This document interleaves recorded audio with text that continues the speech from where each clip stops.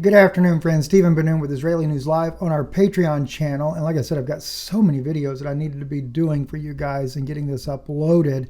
So a lot of these are going to be shorter type videos. And this one is really going to challenge a lot of our traditional thoughts.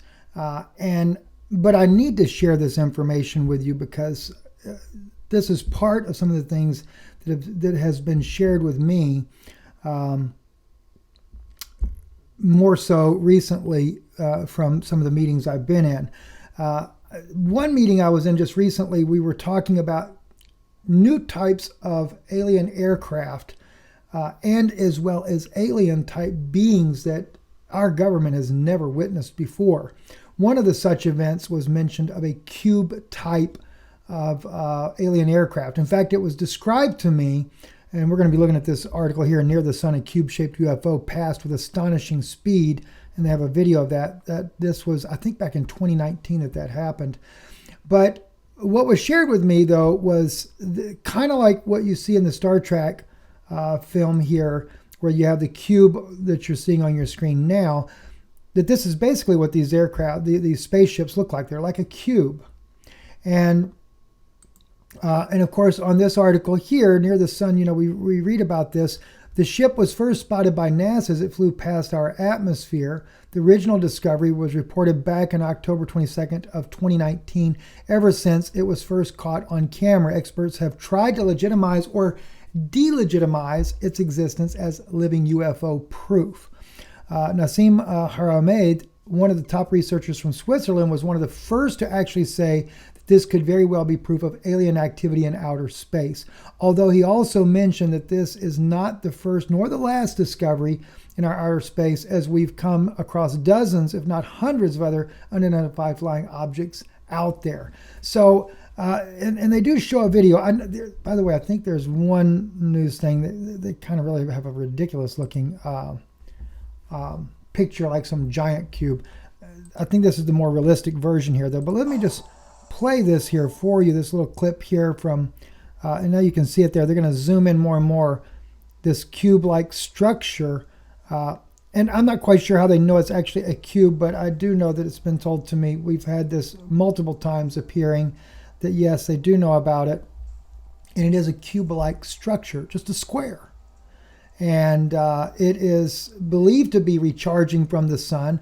And I would actually more concur with that idea, because I do know that alien spacecraft has got the ability to go even into the sun and recharge. They do not know how they don't end up burning up or melting the ship, etc.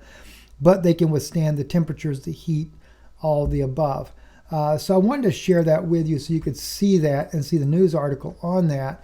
And oh, by the way, too, I'll probably end up doing a separate video for this. Let me just see if I can find it real quick there.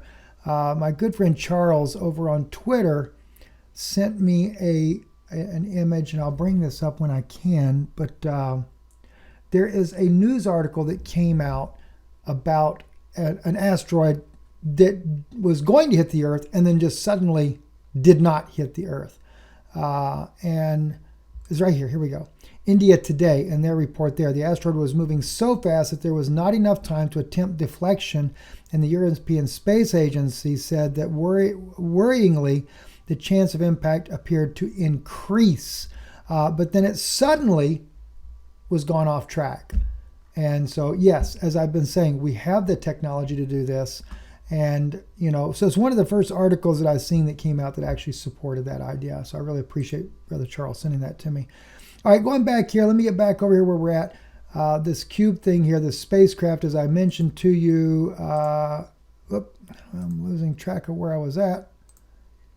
Gosh, where did I go to all this stuff? Hang on. I must have closed one of my windows there. Well, you saw the article already we were looking at there, showing you about that aircraft appearing. Now, here's what concerns me.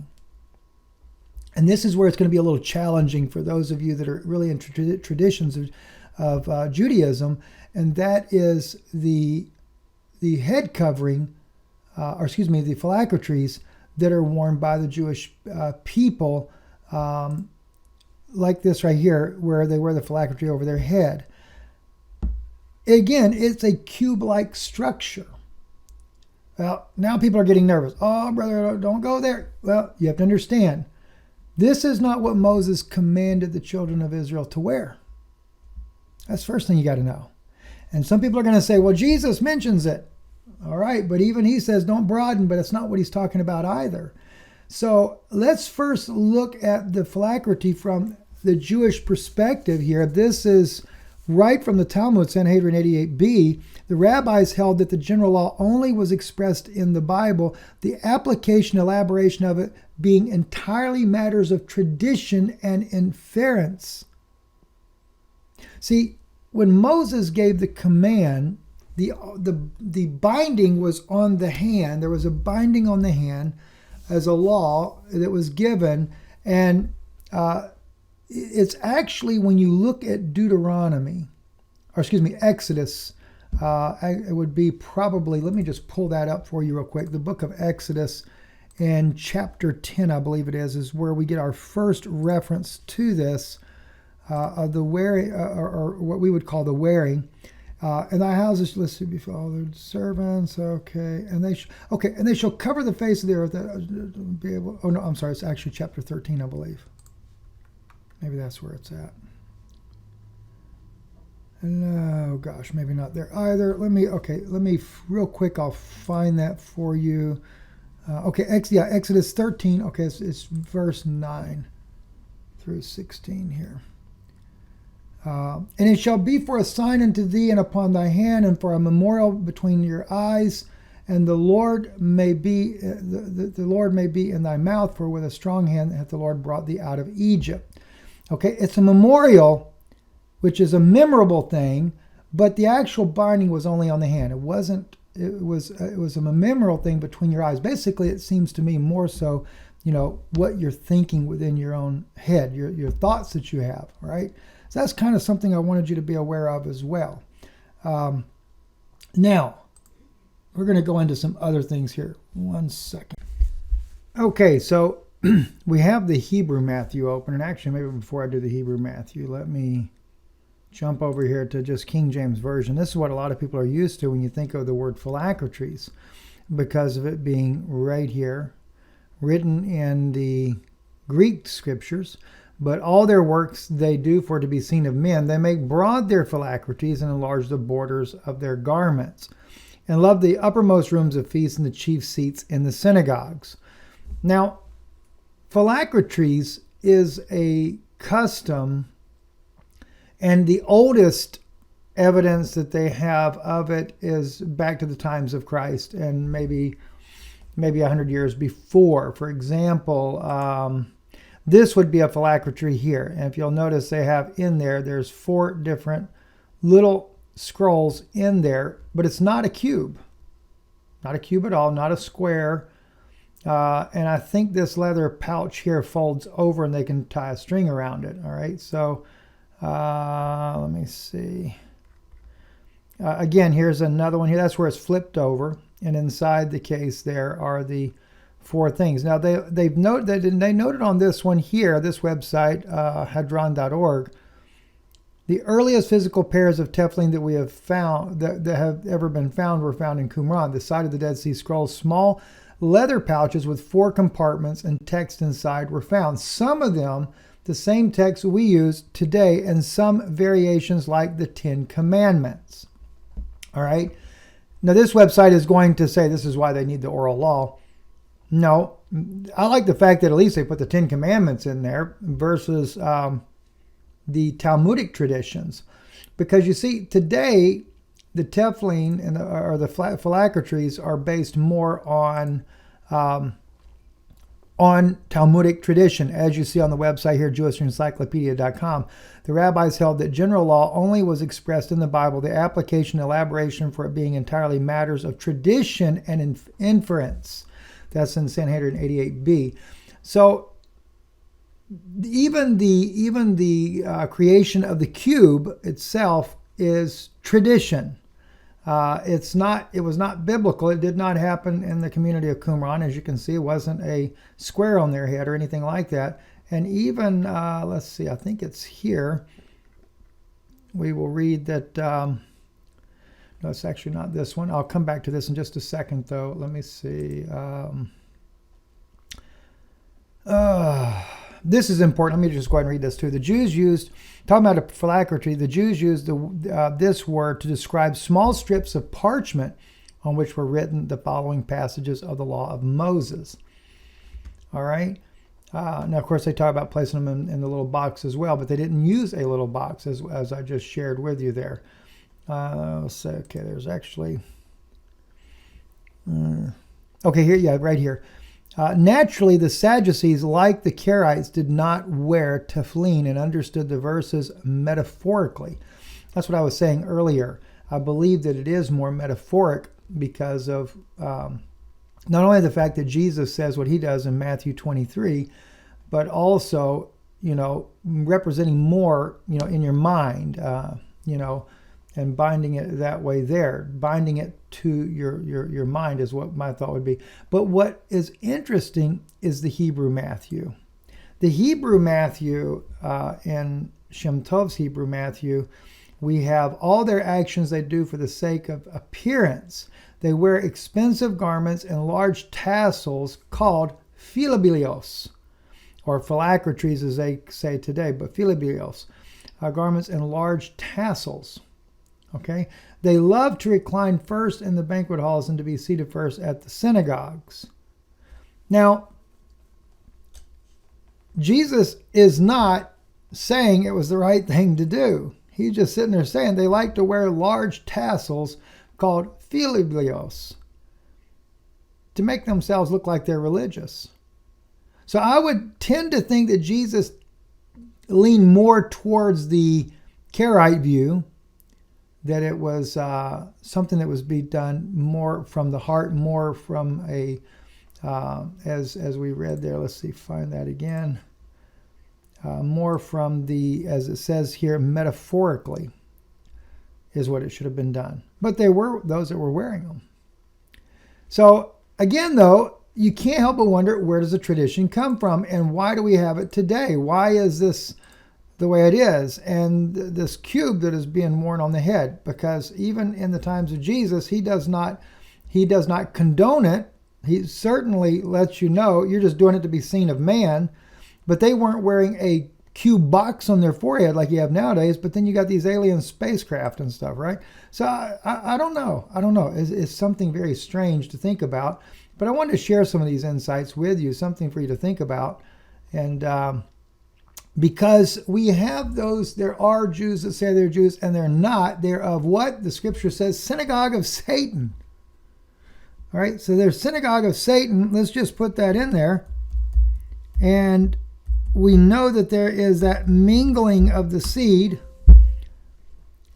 in the synagogue of Satan. Of course, Revelation 3:9 specifically is what I'm thinking about. So let me just jump back over here to the New Testament. We'll go to Revelation 3:9 if we can. This is a slow website now. It used to be very fast, but I think a lot of people are starting to use the Bible more, and so it's really getting slow here. All right. And I know thy works. Behold, I have set before thee an open door, and no man can shut it, for thou hast little strength, and hast kept my word, and hast not denied my name. Behold, I will make them of the synagogue of Satan, which say they are Jews, and are not, but do lie. Behold, I will make them to come and worship before your feet, and to know that I have loved you. So the synagogue of Satan. And we know that Jesus says also in that same chapter of Matthew 23, if we go back to it, and I'll just see if I can pull that back up here by back clicking on it. There we go, Matthew 23. When we get further down, this is where he says, you serpents, you generation of vipers, how can you escape the damnation of hell? So we got this Planet X coming. And people that I know in the government said that the aliens that they work with, the reptilians, said their cousins, a different form of reptilian creatures, are coming with it. Jesus clearly talked about the Pharisees being a generation of vipers. In the Dead Sea Scrolls version of that, they are the seed. Okay, we'll go further down to that. He literally, right here we go, serpents, seed of vipers. That's what he says. I'm not making it up. Zarat Sophanim. See? They are the seed of snakes, or reptilians. Interesting, isn't it? And so do these square cubes that they have popping up here now out there, is this craft that they're seeing? I'm just wondering, are these things coming in from this Planet X that's coming through? Again, I shared with you on the Patreon video already, September this year, this is coming into our solar system.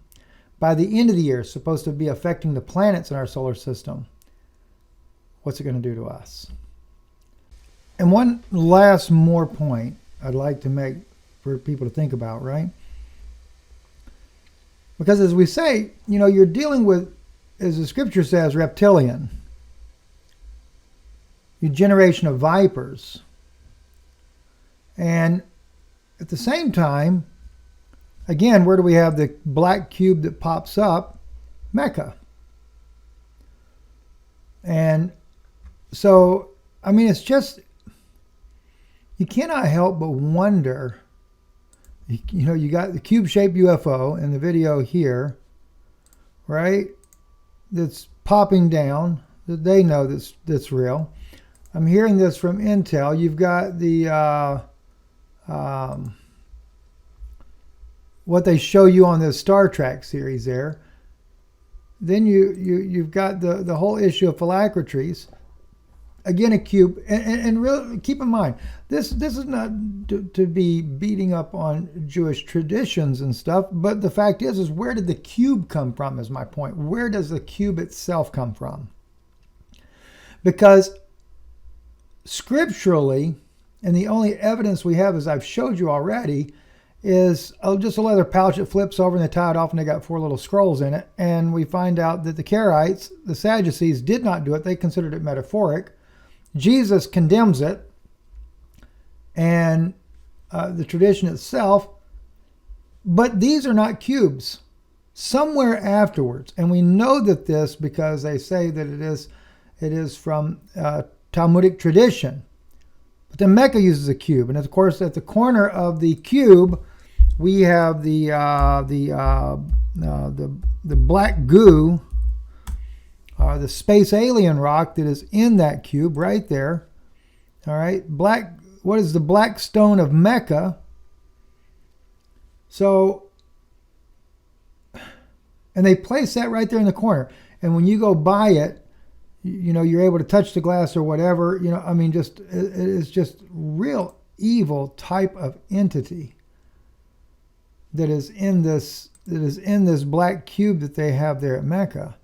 So, you know, you just can't help but wonder, what's the connection? Something to think about. All right, something to think about. Anyway, thank you for your support. Thank you for supporting Patreon here, IsraeliNewsLive.org. And by the way, don't forget, those of you that don't have an EMP shield, I haven't had the chance to do the video on it yet. We are in very serious trouble here because of what's going over in Ukraine with Russia.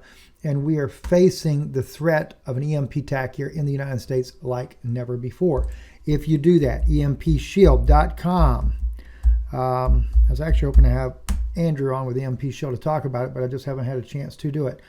But no matter what you're doing, home protection, vehicle, RV, whatever you're doing, just don't forget when you add it to your cart, you want to save $50 more, you got to use INL50 as the code. You apply the coupon there, and it will reduce the amount by $50 for you. Thank you for listening. Stephen Ben-Nun with Israeli News Live.